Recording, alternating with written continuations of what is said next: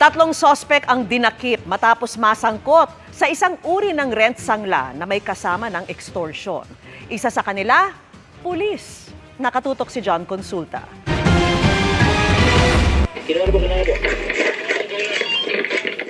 Pagkakuha ng senyas mula sa complainant.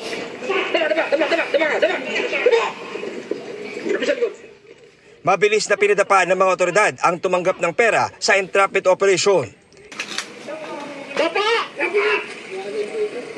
Ang isa pang inaresto, isa palang pulis na may ranggong police staff sergeant.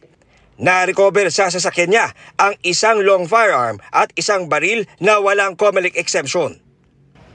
Sa follow-up operation, naaresto naman ang ikatlong suspect sa sinasabing modified na rent sangla na may kasamang extortion.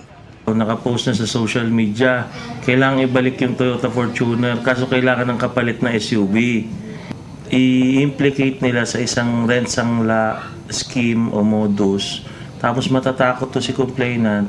Sa takot niya na maaari siyang makasuhan, ay isinorender niya yung possession ng sasakyan niya dito sa mga nahuli natin. Okay.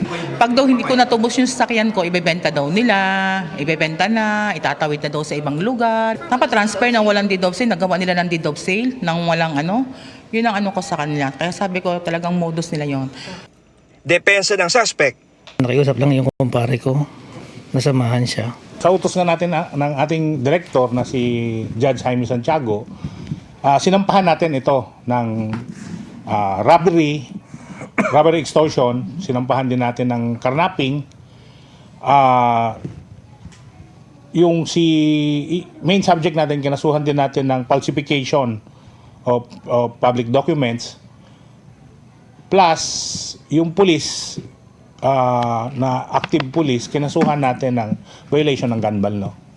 Para sa GMA Integrated News, John Consulta, nakatutok 24 oras.